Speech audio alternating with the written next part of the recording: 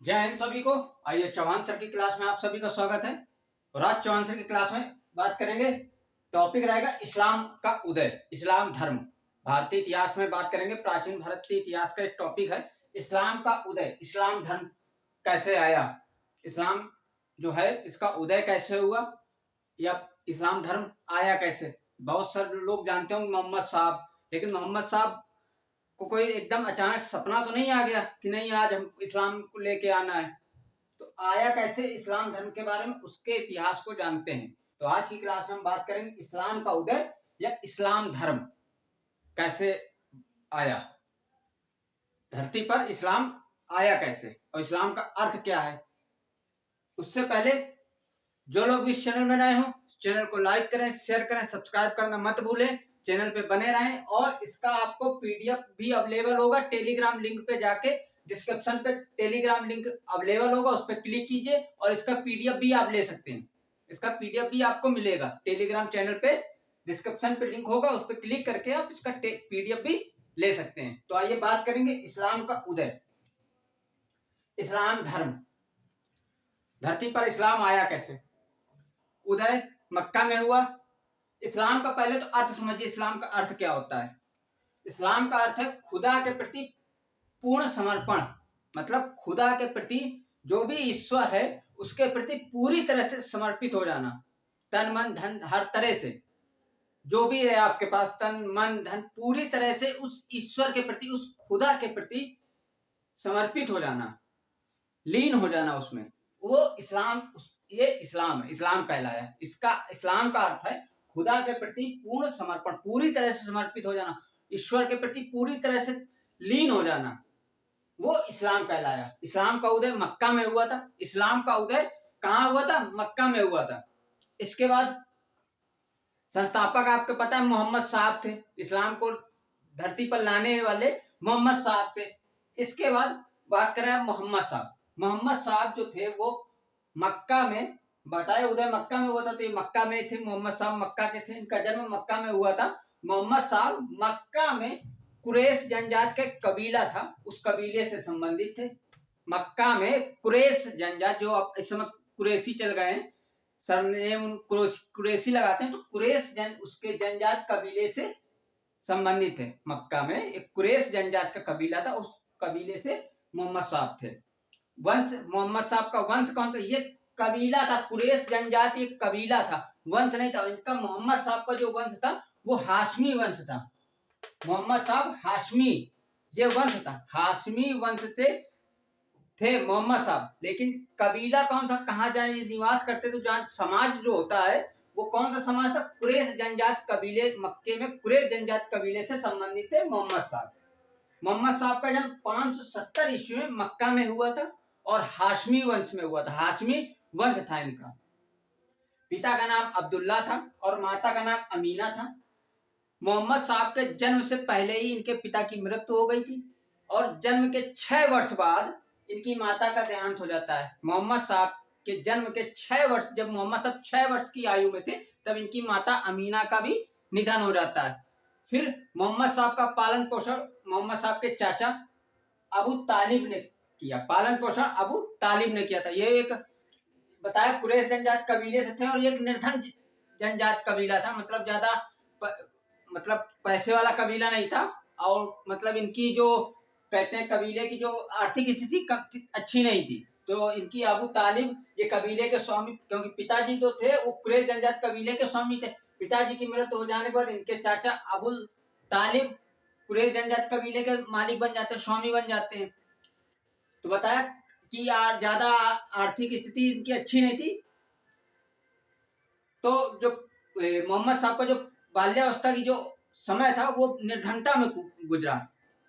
काफी निर्धनता में मोहम्मद साहब का बाल्यावस्था निर्धनता में गया, क्योंकि कुरैश जनजात कबीले की आर्थिक स्थिति अच्छी नहीं थी और इनके चाचा भी ज्यादा आर्थिक स्थिति, क्योंकि जो भी आय होती थी वो कबीले के लोगों में बराबर बढ़ती थी, तो ज्यादा आर्थिक स्थिति अच्छी नहीं थी। तो इनका जो बाल्यावस्था जो समय था वो निर्धनता में गुजरा है। इसके बाद 25 वर्ष की आयु में मोहम्मद साहब जब 25 वर्ष की आयु में होते हैं, तब ये 40 वर्षीय धनी महिला, 40 वर्ष की एक धनी बहुत रईस अमीर महिला से विवाह करते हैं। उस महिला का नाम खतीजा होता है। मतलब मोहम्मद साहब की 25 वर्ष की आयु में 40 वर्षीय महिला खतीजा से, धनी महिला खतीजा से विवाह करते हैं।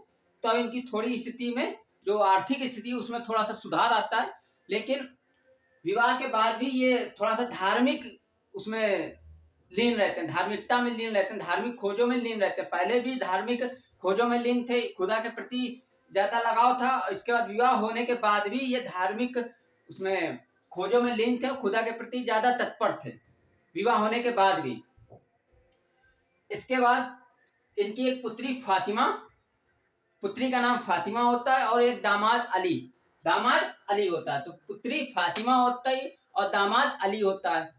इसका 40 वर्ष की आयु में, 40 वर्ष की जब ये धार्मिक खोजों में लीन रहते हैं, खुदा के प्रति तत्पर रहते हैं, खुदा को पाने के लिए तत्पर रहते हैं, आत्म ध्यान जो भी करते हो उस क्रम में करते हुए 40 वर्ष की जब आयु होती है इनकी, मोहम्मद साहब की, तब ये इनको एक खुदा का एक दूत जिब्राइल बताते हैं कि इनको एक 40 वर्ष की आयु में मोहम्मद साहब को एक खुदा का दूत जिब्राइल का संदेश मिला।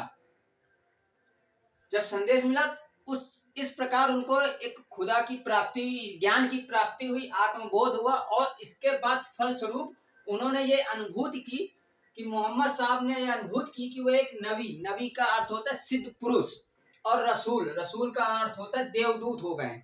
जब जिब्राइल का संदेश मिलता है, संदेश के मिलने के बाद उसको पढ़ते हैं, उस संदेश जो भी मिलता है उस संदेश को सुनते हैं, तो उससे उनको आत्मबोध होता है, ज्ञान की प्राप्ति होती है, खुदा की प्राप्ति होती है। इसके फलस्वरूप, इसके बाद फलस्वरूप उन्हें ये अनुभूति होती है कि वो एक नबी सिद्ध पुरुष है और रसूल है, देवदूत हो गए संदेश मिलने के बाद। इसके बाद वो खुदा का प्रचार प्रसार करने के लिए संसार में, उनको कहा जाता है कि खुदा का प्रचार प्रसार करने के लिए, इस्लाम का प्रचार प्रसार करने के लिए उनको धरती पर भेजा गया है। इसके बाद 3 वर्ष तक वो गुप्त रूप से 3 वर्ष तक ज्ञान की प्राप्ति, अनुभूत होने के बाद, जिब्राइल का संदेश मिलने के बाद 3 वर्ष जब वो अपने आप को नबी, सिद्ध पुरुष और रसूल, देवदूत मान लेते हैं, और उसके बाद बताते हैं कि खुदा का, इस्लाम का प्रचार प्रसार करने के लिए उनको धरती पर भेजा गया है। इस क्रम के बाद वो 3 वर्ष तक गुप्त रूप से इस्लाम का प्रचार प्रसार करते हैं, गुप्त रूप से चुपचाप तरीके से इस्लाम का प्रचार प्रसार करते हैं। इसके बाद अरब में प्रचलित अंधविश्वास और मूर्ति पूजा का घोर निंदा करते हैं। अरब में मूर्ति पूजा और अंधविश्वास बहुत ज्यादा प्रचलित था, उसकी घोर निंदा करते हैं और मूर्ति पूजा का विरोध करते हैं।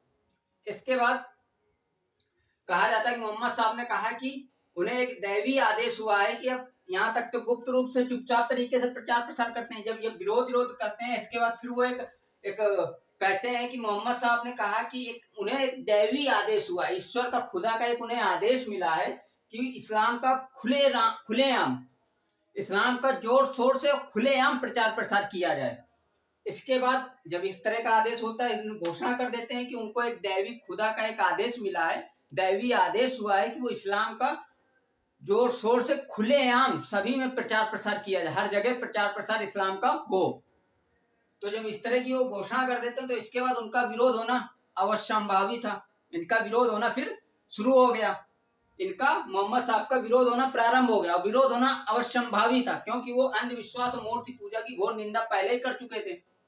इसके बाद और कुरैश, मक्का में कुरैश जनजाति जो कबीला था मक्का पे, उसका अधिकार था, और मक्का पे जहाँ कुरैश जनजाति कबीले का मक्का पे अधिकार था, मक्का पे कहा जाता है कि 360 मूर्तियां थी, मक्का पे 360 मूर्तियां थी, और उस 360 मूर्तियों की जो आय से कुरैश जनजाति कबीले का भरण पोषण होता था। ये समझिए, जो 300 मक्का में जो 360 मूर्तियां थी, उस मूर्तियों से जो भी आय होती थी, उस आय से वहां के कुरैश जनजाति के कबीले के लोगों का जीवन का निर्वाह होता था, भरण पोषण होता था उसकी आय से, मूर्तियों की आय से।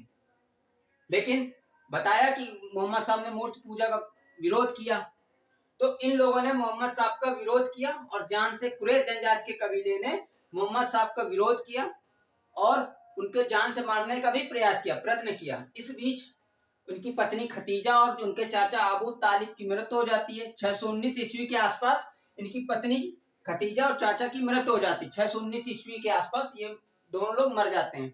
इसके बाद मोहम्मद साहब को मृत हो जाने के बाद और कुरैश जनजाति के कबीले उनका विरोध करते हैं और उन पर मतलब उनको जान से मारने का प्रयास भी करते रहते हैं। इसी दौरान मोहम्मद साहब को मदीना से निमंत्रण मिलता है, मदीना से उनको निमंत्रण मिल जाता है कि आप मदीना आ जाएं। मोहम्मद साहब को जब ये सारी घटनाक्रम चल रहा होता है मक्का में, भाई उनके जान को मारने की वो प्रयास होते रहते हैं, कुरैश जनजात के कबीले उनको जान से मारते रहते हैं, जबकि ये खुद कुरैश जनजात कबीले के थे। लेकिन कहते ना कि जहाँ पे 360 मक्का में जो मूर्तियां थी कुरैश जनजाति कबीले, इस मूर्तियों से जो आय प्राप्त होती थी कुरैश जनजाति लोगों के जीवन का भरण पोषण होता था, निर्वाह होता था। इन्होंने वहां पे उसका विरोध किया, तो विरोध होने के बाद तो इनके ऊपर आक्रमण होना, इन पर इस तरह के घटना होना तो अवश्यंभावी था, क्योंकि उस वहां के लोगों का जीवन का निर्वाह जो था, जीवन का जो भरण पोषण होता था वो उन्हीं मूर्तियों से होता था। ये मूर्ति पूजा बंद कर रहे थे तो उन पर जानलेवा हमले होने लगे। तो इस दौरान उनको मदीना से निमंत्रण मिला कि आप मदीना आ जाएं। तब 622 ईस्वी में वो मदीना चले जाते हैं। 622 ईस्वी में मोहम्मद साहब मदीना चले जाते हैं। 622 ईस्वी में मोहम्मद साहब मक्का से मदीना गए। इसे मक्का से मदीना जाने की जो घटना है, कहा इसको जो ये दौरान इसको हिजरत कहा गया। मक्का से मदीना जब चले गए तो ये जो क्रम था इनका, इसे हिजरत कहा गया। और इसी क्रम में 622 ईस्वी में इस तिथि को हिजरी संवत के रूप में जाना गया। इस्लाम में जिस तिथि को 622 ईस्वी की जो तिथि है, जिस तिथि को मोहम्मद साहब मक्का से मदीना उसमें प्रवास करते हैं, निर्वासन करते हैं, मतलब मक्का से मदीना जाते हैं, तो उसे हिजरत कहा गया। और जिस तिथि को गए उसको हिजरी संवत नाम दिया गया, उसे इस्लाम में हिजरी संवत कहा गया। मतलब यह तिथि मोहम्मद साहब की मक्का से मदीना जाने की स्मृति में एक तिथि घोषित की गई। 622 ईस्वी में हिजरी संवत। और उस निर्वासन के दौरान जो भी हुआ मक्का से मदीना जाने का जो क्रम था उसे हिजरत कहा गया। इसके बाद मदीना में जाकर मोहम्मद साहब ने एक कबीले का निर्माण किया और वहां एक राज्य का निर्माण किया और कबीले का निर्माण किया और वहां पे कुरान की रचना की। मोहम्मद साहब ने कुरान की रचना की और अपनी शिक्षाओं का संकलन किया वहां पे। कहाँ पे? मदीना में जाके। मदीना में कुरान की स्थापना हुई, कुरान की रचना हुई और वहां पे मोहम्मद साहब ने अपनी शिक्षाओं का संकलित उस कुरान पे किया। इसके बाद कहा शिक्षाओं का संकलित किया क्रमबद्ध रूप में, उसको एक ग्रंथ का नाम दिया कुरान। कुरान की रचना हुई मदीना में और कहा कि अल्लाह एक है और मोहम्मद अल्लाह के पैगंबर हैं। अल्लाह एक है और मोहम्मद साहब जो हैं वो अल्लाह के पैगंबर हैं। मतलब अल्लाह की जो भी उनके पैगंबर दूत हैं, देवदूत बनकर आए हैं, देवदूत हैं, उनके संदेश धरती पर प्रसारित करना है, प्रचार प्रसार करना है। इसके बाद मोहम्मद साहब के अनुयायियों को 5 कर्तव्य बताए गए। मोहम्मद साहब ने अपने अनुयायियों के लिए 5 कर्तव्य बनाए। पहला कलमा, दूसरा प्रतिदिन 5 बार नमाज पढ़ना, रोजा करना, हज करना, जकात करना। जकात एक धार्मिक कर है जो अपनी आय का कुछ हिस्सा धार्मिक कार्यों में देना होता है, धार्मिक कर है। जकात एक धार्मिक कर है जो अपनी आय का कुछ हिस्सा धार्मिक कार्यक्रम में देना होता है, धार्मिक कर के रूप में देना होता है। तो ये 5 कर्तव्य थे। मोहम्मद साहब ने अपने अनुयायियों को 5 कर्तव्य बताए। कलमा पढ़ना, प्रतिदिन 5 बार नमाज पढ़ना, रोजा रखना, हज करना और जकात एक धार्मिक करता, अपनी आय का कुछ हिस्सा धार्मिक कार्यों में देना। इसके बाद मोहम्मद साहब ने इस्लाम को, खुदा को केंद्र में रखकर एक राज्य का, मदीना में एक राज्य का निर्माण किया, राज्य की स्थापना की और वो प्रथम मुस्लिम शासक हुए।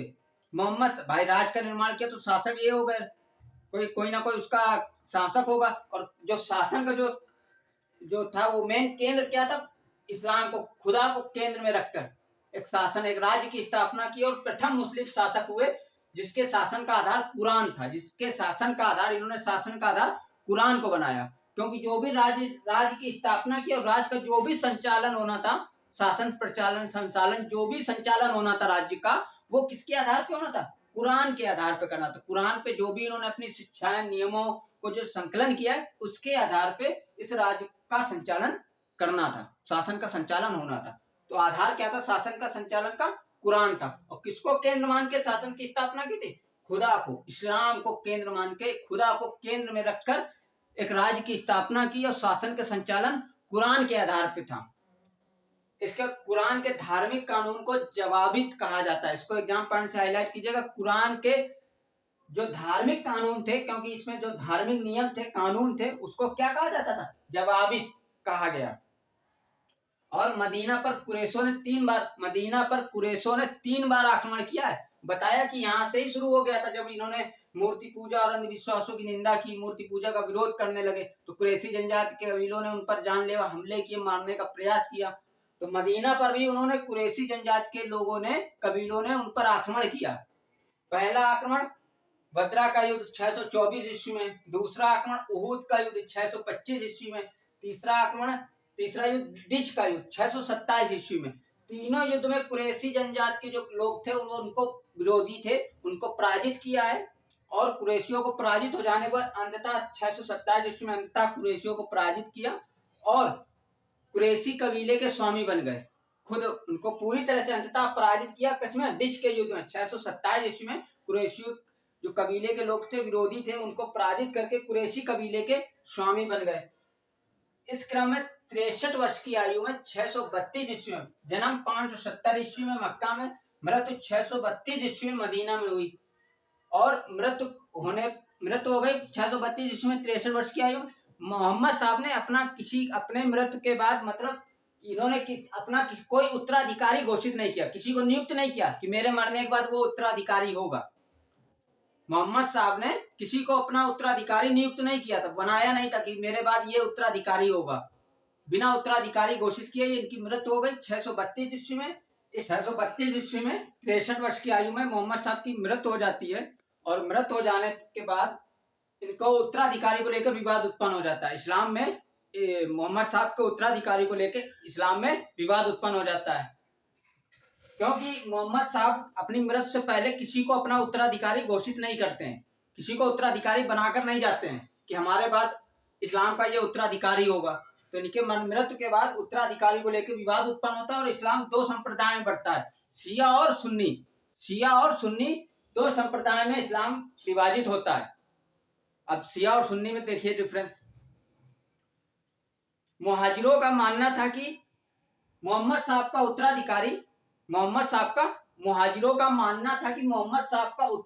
उनके ही परिवार, उनके ही वंशज से हो, मतलब फातिमा और अली, फातिमा उनकी पुत्री थी और दामाद अली था।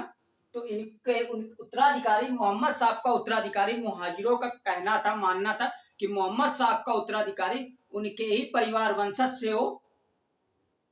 तो इस विचारधारा के पक्ष के लोग शिया कहलाए और इसमें अली के अनुयायी थे हसन और हुसैन। तो कहा जाता अली और हसन और हुसैन को मानने वाले लोग शिया कहलाए। और अंसारियों का कहना था कि मोहम्मद साहब का उत्तराधिकारी मोहम्मद साहब के अनुयायियों में से ही किसी योग्य और काबिल को ही उत्तराधिकारी बनाया जाए। अंसारियों का कहना था कि मोहम्मद साहब का उत्तराधिकारी उनके ही अनुयायियों में जो योग्य हो उसको उत्तराधिकारी घोषित किया जाए। इस पक्ष के विचारधारा के लोग सुन्नी कहलाए, जिसमें से अबू बकर के 2 अनुयायी थे, उमर और उस्मान। तो अबू बकर और उमर और उस्मान को मानने वाले लोग क्या कहते हैं? सुन्नी कहलाए। अली, हसन और हुसैन को मानने वाले लोग शिया कहलाए। फिर से समझिएगा। मुहाजिरों का कहना था कि मोहम्मद साहब का उत्तराधिकारी उनके ही परिवार और वंशज से हो, जिसमें उनके वंशज परिवार से फातिमा पुत्री थी और दामाद अली, ये उनके परिवार का हो गए। तो इनको मानने वाले लोग क्या हुए? शिया कहलाए। अली के 2 अनुयायी थे हसन और हुसैन। तो अली, हसन और हुसैन को विचारधारा उनके पक्ष के लोग जो उनके पक्ष में थे उनको मानते थे इस्लाम के लिए। तो इस पक्ष के लोग शिया कहलाए।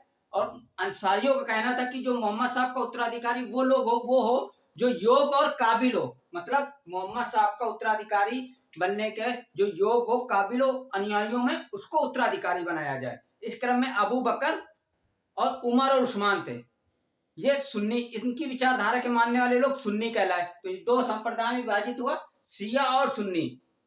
मोहम्मद साहब के अली और हसन और हुसैन को मानने वाले लोग शिया, अबू बकर, उमर और उस्मान को पक्ष में विचारधारा को मानने वाले लोग सुन्नी कहलाए। तो ये दो संप्रदाय में विभाजित हुआ था, शिया और सुन्नी। तो आप ये समझिए। तो ये आपका हो गया इस्लाम कैसे भारत में धरती पर आया, इस्लाम का अर्थ क्या है, और मोहम्मद साहब के बारे में। और शिया और सुन्नी दो संप्रदाय में विभाजित हुआ, कौन शिया और कौन सुन्नी, तो इसके बारे में डिस्कस कर दिया। पीडीएफ इसका आपको टेलीग्राम चैनल पे मिल जाएगा। नोट्स बनाएं, अगली क्लास में फिर मिलेंगे। जय हिंद सभी को।